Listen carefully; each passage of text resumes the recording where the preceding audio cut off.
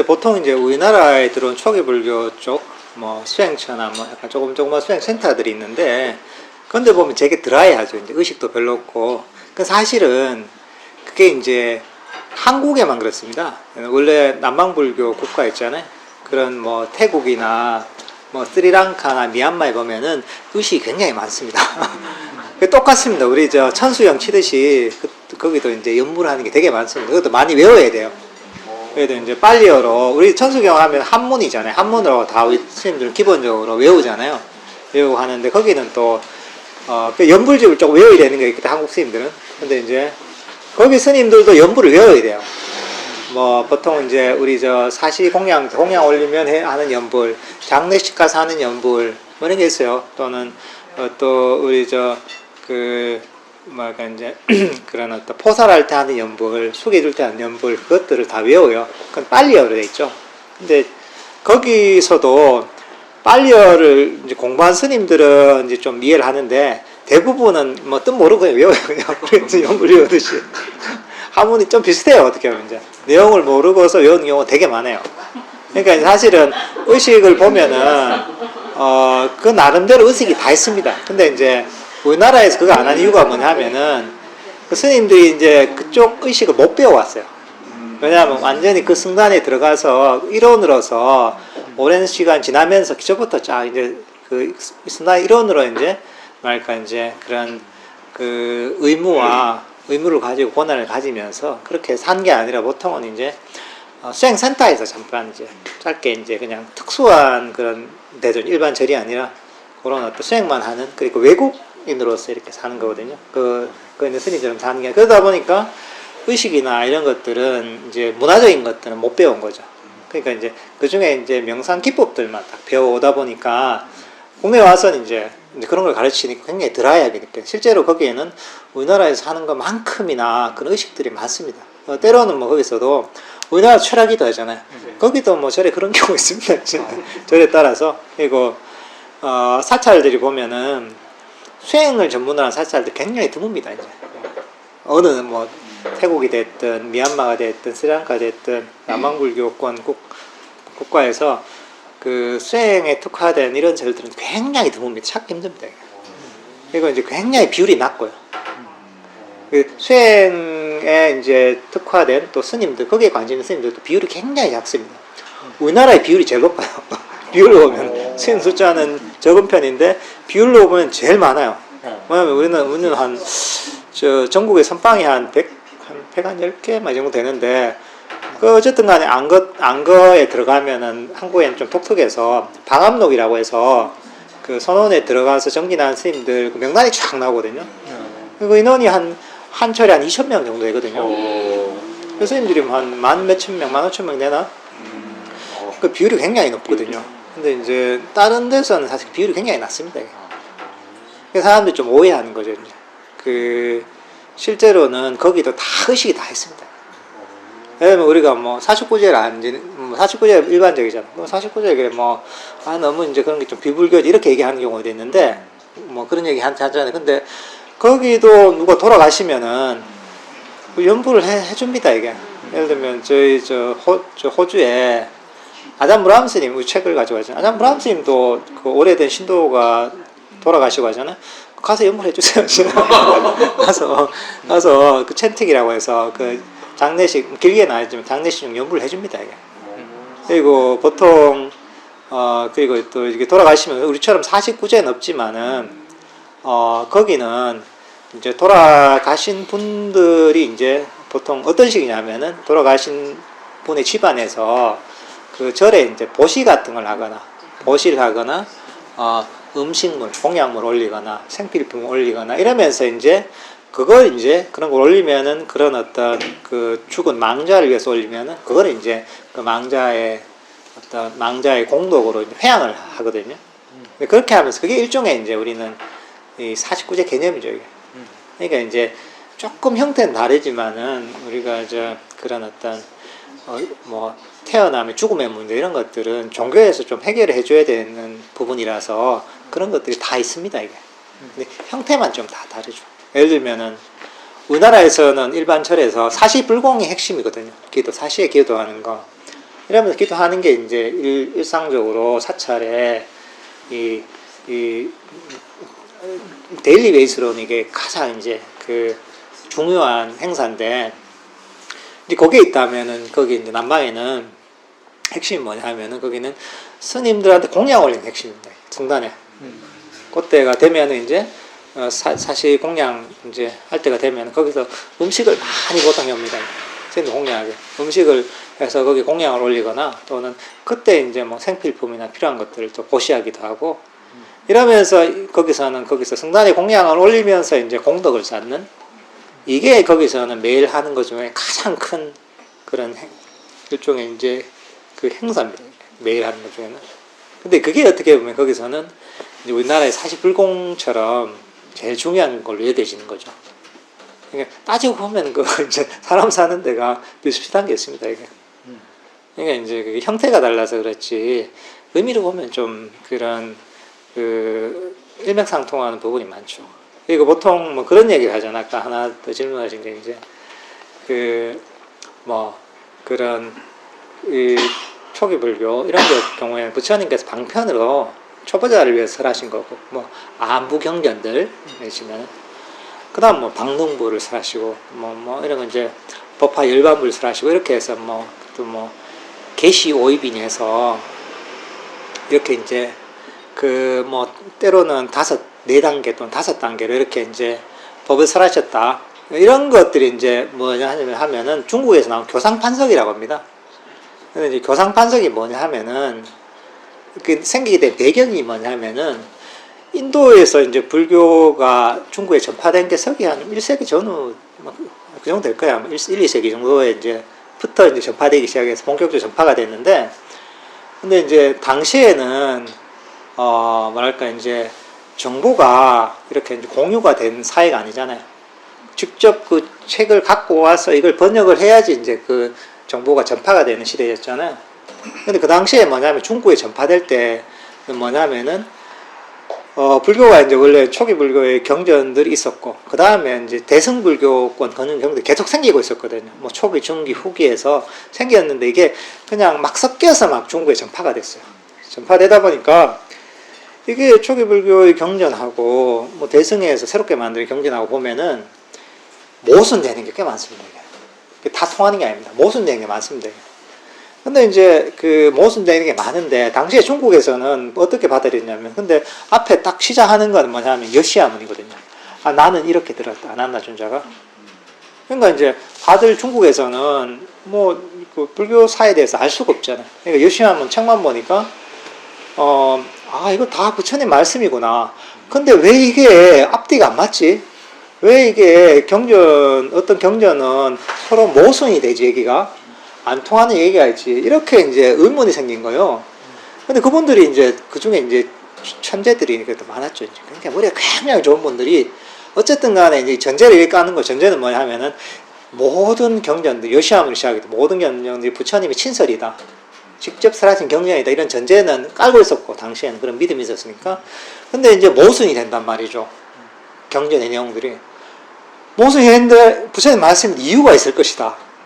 근데 이제 확 따지다 보니까 이게 막 이렇게 조합을 해봤겠죠. 근데 앞뒤로 맞춰보니까 되는 거예요.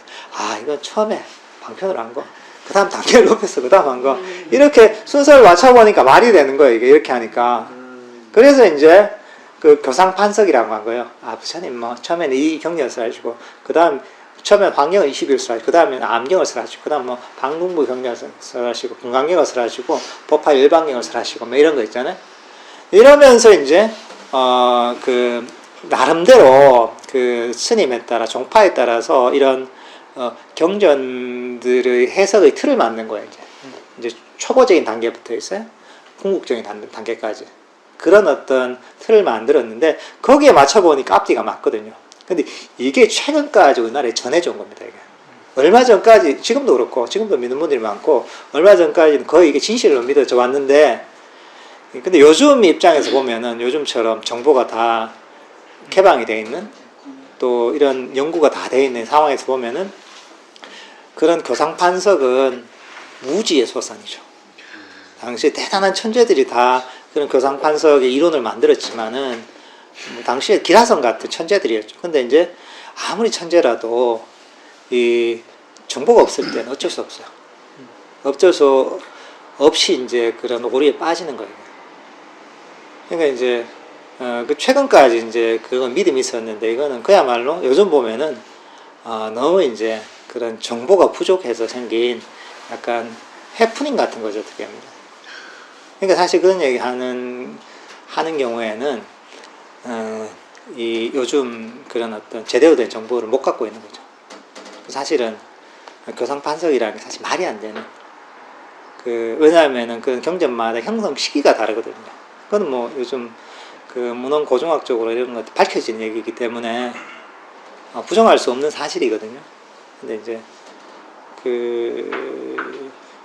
그런데 보통은 아직까지도 이제 그런 데 대한 믿음이 있는 분들이 꽤 있죠. 근데 이제 요즘 현대 학문의 차원에서 보면은 그런 교상 판석의 논리가 말이 안 되는 거죠.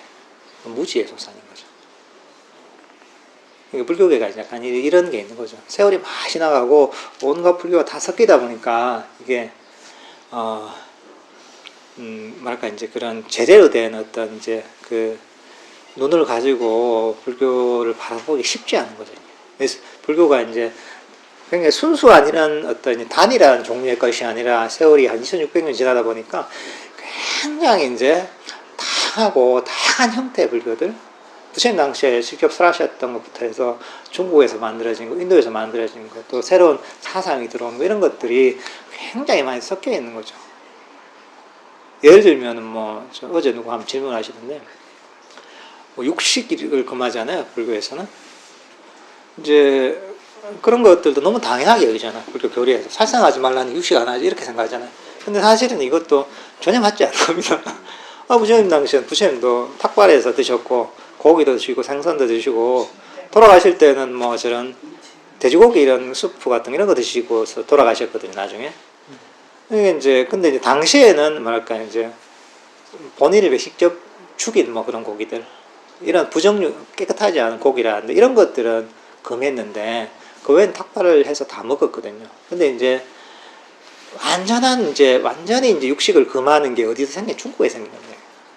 원래 부처님 당시 있었던 게 아니라 중국에서 어떤 도교 문화에서 굉장히 깨끗한 어떤 음식, 그러니까 이제 정갈한 음식을 중시하는 그런 도교 문화권의 영향을 받으면서 이게 생긴 거거든요. 근데 그게 우리나라에, 그 불교가 우리나라에 들어온 것이거든요.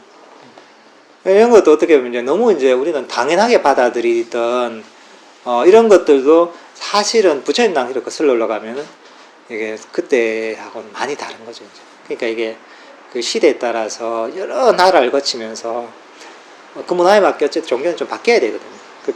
어쩔 수 없죠. 어쩔 수 없기도 하고, 그럴 필요성이 있기도 하고, 해서 형태가 바뀌면서 이런 것들이 이제 우리나라에서 전파가 되면서 이제 원래의 불교 전통인 것처럼 이해되고 있는 것도 많은 거죠, 이게. 이게 알기가 쉽지가 않습니다.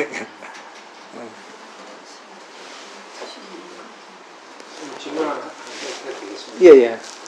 그 인도는 이렇게 여러 가지 이야기를 만들어가지고 경을 다 외운다 이렇게 했지 않습니까? 예. 그럼 우리 불경도 지금 외우는 사람들이 있습니까? 외우는 사람 있죠. 그럼 우리가 알고 있는 그 내용이랑 똑같습니까? 그게 보통 외우는 게 부처님 당시에는 기본적으로 이게 활자가 된 게 처음으로 된 게 스리랑카에서 된 거예요, 사실 이게. 스리랑카에서 지금 남아있는 게, 그 전에는 인도에서는 특히나 아주 중요한, 인도에는 기본적으로 옛날에는 기록의 문화 자체가 없었고 구전의 전통이거든요.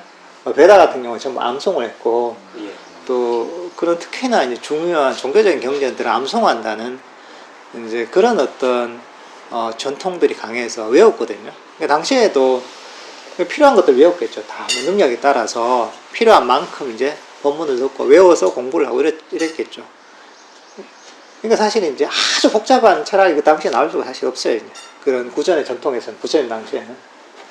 근데 이제 세월이 지나면서 이제 점점 이제 이런 것들을 보존하기 위해서 기록도 되기도 했는데, 그래도 동시에 이제 그것들을 암송하는 분이 있었죠. 대표적으로 부처님 당시에는 안한다 존자.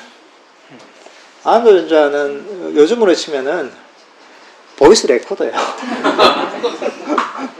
보이스 레코더예요. 왜냐하면 그분은 들으면은 완벽하게 다 암송. 지금도 가끔 뭐 그런 분들이 있죠, 우리나라에도.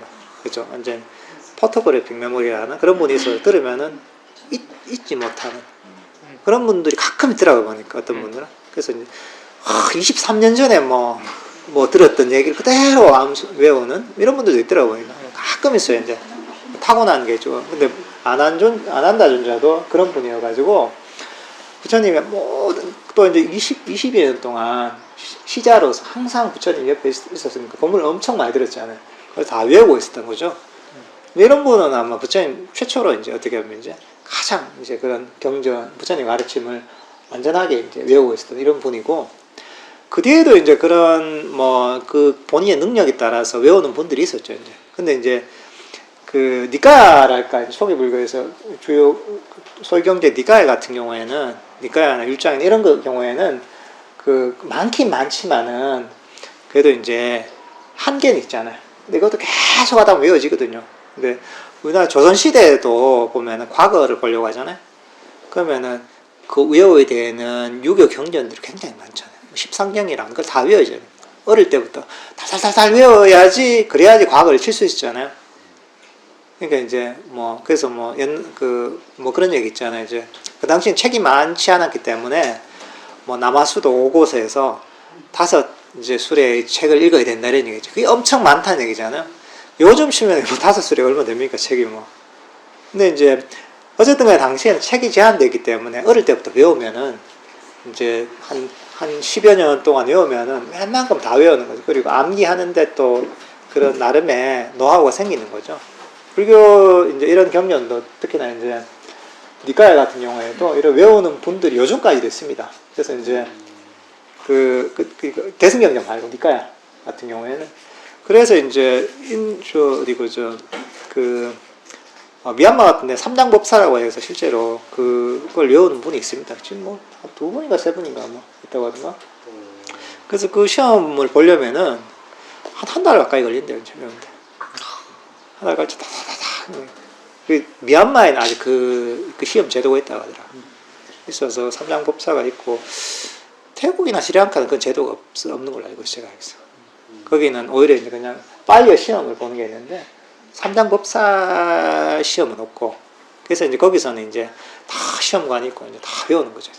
근데 어릴 때부터 타고난, 기억력이 있겠죠, 그런 분들은. 타고난 기억력이 있는데다가 어릴 때부터, 거긴 또 불교국가니까 어릴 때 출가하는 경우가 많거든요. 어릴 때부터 계속해서 하니까 이제 그런 분들 나오는 거죠, 이게.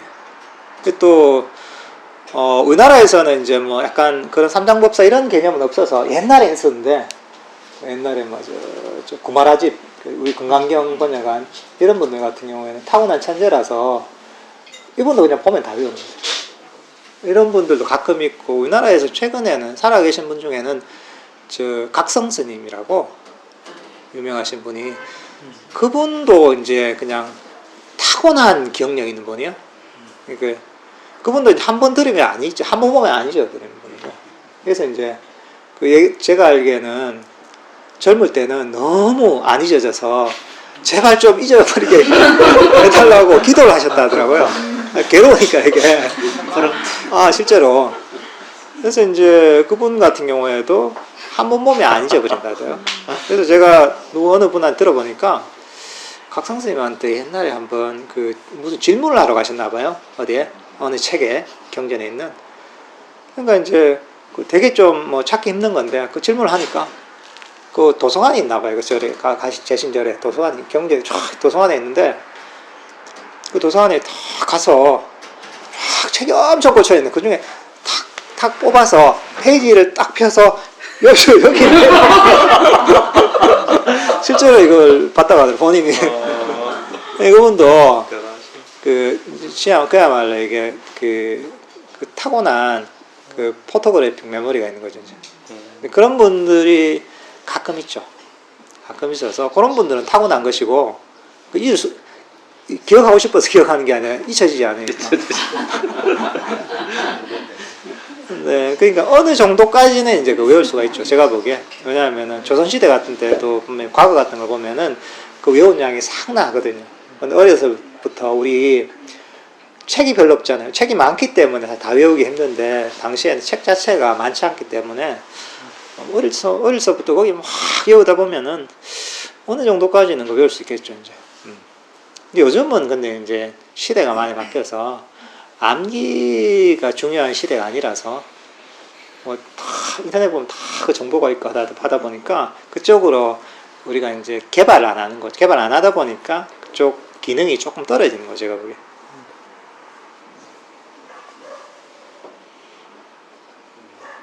저 우리 갔던 아장 봄스님 이런 분도 보면은 거기 또 빠티모카라고 해서 율장 있거든요. 이게? 율장 할 때 우리가 이제 보름마다 포사를 할 때 이제 그게 되게 길어요. 와와와와 해서 이제 그래도 한 40분 50분 걸려요.